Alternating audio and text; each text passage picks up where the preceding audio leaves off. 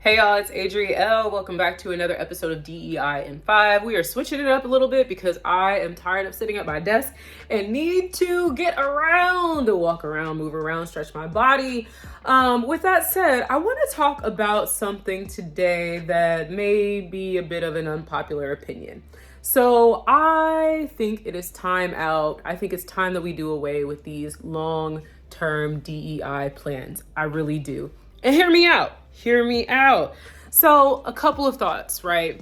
Right now, the DEI space is just so volatile. There are so many changes happening and at a pace that I personally haven't seen before. And I've been having conversations with other DEI folks who are like, I've never seen this either.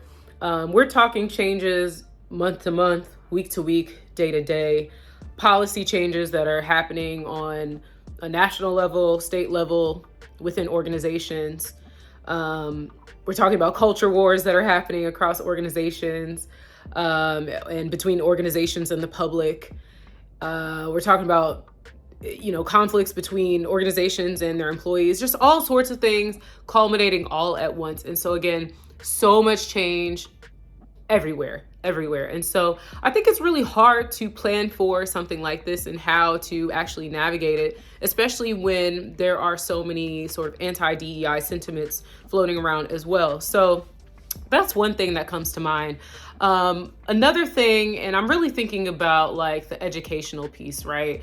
So I saw that two organizations were looking for some DEI folks to help them out. And one of them wanted some support on creating a 12 to 24 month training plan. The other wanted 24 to 36 month training plan.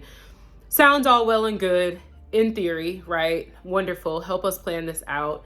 However, again, with things changing so quickly, I just don't think it's ideal, especially with the amount of turnover that we're seeing within industries and organizations. Like, if you go down a traditional plan for educating people, let's say you come in, you do a DEI 101 course this quarter, then the next quarter you focus on unconscious bias, then the next quarter you focus on, I don't know, inclusive workplace best practices or something. You're gonna miss people, right? So if I come in on the second quarter as a new hire, that means I missed the first training, the DEI 101 training. So how do you accommodate that? How do you account for that? It, to me, is almost a waste of money and also time for the organization as well. So I think there are approaches that we have to consider, like, perhaps you move your DEI 101 training to a e-course, an online module for new hires, and then subsequent workshops and trainings. If you decide to do trainings, I prefer workshops. And if you don't know why, check out some of my other videos because I talk about the difference between workshops and trainings. But if you choose to do workshops after people have had a chance to check out that baseline intro workshop, you can start to customize them and they can be more, I don't know what the word is, not evergreen, but I think that's the best word I can think of right now. But anyone could hop into those, right, after they've done that introductory training and have discussions, productive discussions and workshops that are talking about other topics. And those topics should be relevant. They should be timely. So that's the other thing that I think is so important right now if you are in the DEI space and if you are responsible for leading and designing any sort of DEI workshops.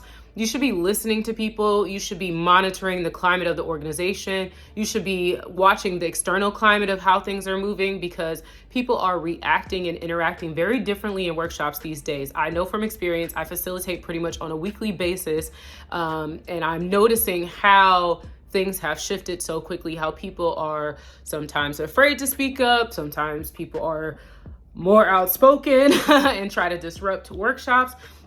Which is challenging in itself, but it's really important that you are aware of what's going on and that you are tailoring your workshops to the needs of the organization. So if your client comes to you and they're like, or rather you go to them and you're like, hey, before I plan this next workshop, what's been going on?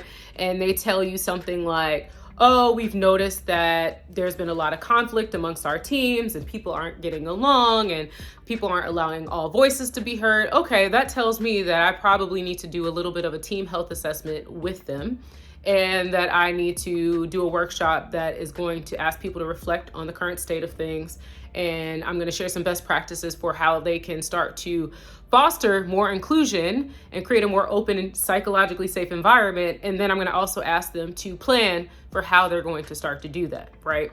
So not just bringing some out of the box, I got to follow this plan because we made it for the next 1 to 3 years that we need to stick to, but rather listening to the needs of people in the moment, knowing what's going on in the current climate, and, planning accordingly. So let me know what you think. Do you think these more longer term plans, and honestly, 1 to 3 years is not long term, but it feels long term now, especially in this world of AI and automation, and just everything's just moving at rapid fire lightning speed, if you ask me. But I don't know, maybe that's just my perception. Let me know what you think.